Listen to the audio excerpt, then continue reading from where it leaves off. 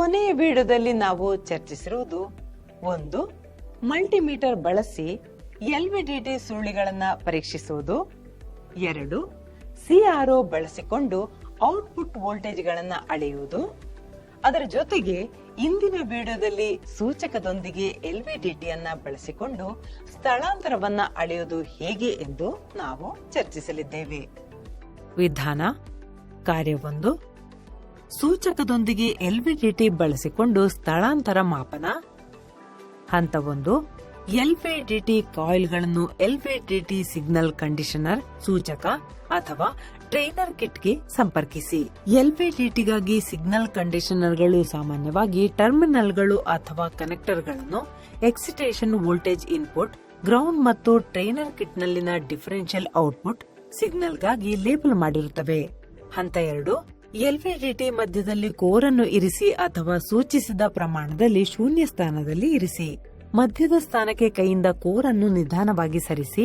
ಇದು ಎಲ್ವಿಡಿಟಿಯನ್ನು ಹಾನಿಗೊಳಿಸಬಹುದು ಅಥವಾ ಅದರ ಮಾಪನಾಂಕ ನಿರ್ಣಯದ ಮೇಲೆ ಪರಿಣಾಮ ಬೀರಬಹುದು ಎಂದು ಅದನ್ನು ಒತ್ತಾಯಿಸದಂತೆ ಅಥವಾ ಹೆಚ್ಚಿನ ಒತ್ತಡವನ್ನು ಅನ್ವಯಿಸದಂತೆ ನೋಡಿಕೊಳ್ಳಿ.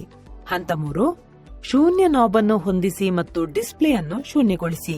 ಎಲ್ವಿಡಿಟಿ ತರಬೇತುದಾರ ಕಿಟ್ನಲ್ಲಿ ಶೂನ್ಯ ಹೊಂದಾಣಿಕೆ ನಿಯಂತ್ರಣಗಳು ಅಥವಾ ಗುಬ್ಬಿಗಳನ್ನು ಗುರುತಿಸಿ.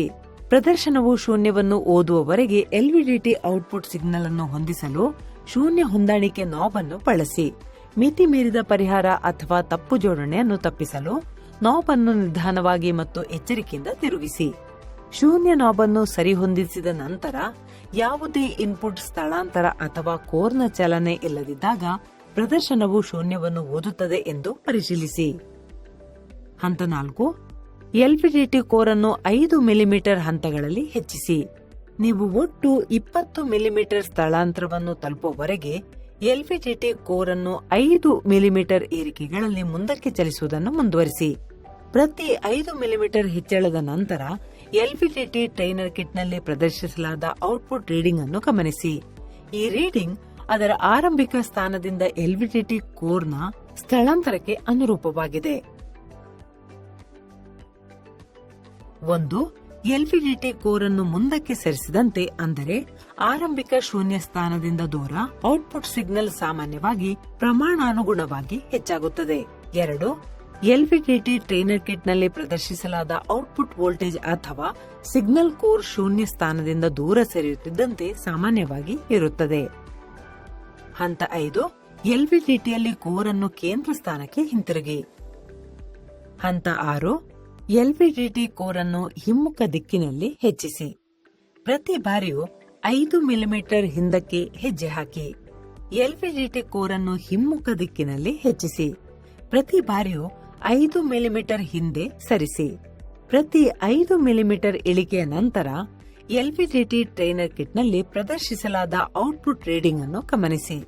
ನೀವು ಒಟ್ಟು 20 ಮಿಲಿಮೀಟರ್ ಸ್ಥಳಾಂತರವನ್ನು ತಲುಪುವವರೆಗೆ ಎಲ್ವಿಡಿಟಿ ಕೋರ್ ಅನ್ನು 5 ಮಿಲಿಮೀಟರ್ ಏರಿಕೆಗಳಲ್ಲಿ ಹಿಮ್ಮುಖವಾಗಿ ಚಲಿಸುವುದನ್ನು ಮುಂದುವರಿಸಿ. ಹಿಮ್ಮುಖ ದಿಕ್ಕಿನಲ್ಲಿ 20 ಮಿಲಿಮೀಟರ್ ಸ್ಥಳಾಂತರವನ್ನು ಸೂಚಿಸುತ್ತದೆ. ಹಂತ 7.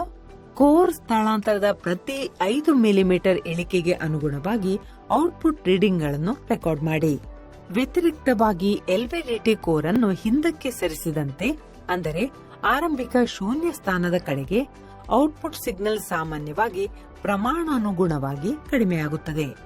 ಎಲ್ವಿಡಿಟಿ ಟ್ರೈನರ್ ಕಿಟ್ನಲ್ಲಿ ಪ್ರದರ್ಶಿಸಲಾದ ಔಟ್ಪುಟ್ ವೋಲ್ಟೇಜ್ ಅಥವಾ ಸಿಗ್ನಲ್ ಕೋರ್ ಶೂನ್ಯ ಸ್ಥಾನದಿಂದ ದೂರ ಹೋದಂತೆ ಕಡಿಮೆಯಾಗುತ್ತದೆ. ರೀಕ್ಯಾಪ್: ಈ ವಿಡಿಯೋದಲ್ಲಿ ಸೂಚಕದೊಂದಿಗೆ ಎಲ್ವಿಡಿಟಿಯನ್ನ ಬಳಸಿಕೊಂಡು ಸ್ಥಳಾಂತರವನ್ನ ಅಳೆಯುವುದು ಹೇಗೆ ಎಂದು ನಾವು ಚರ್ಚಿಸಿದ್ದೇವೆ.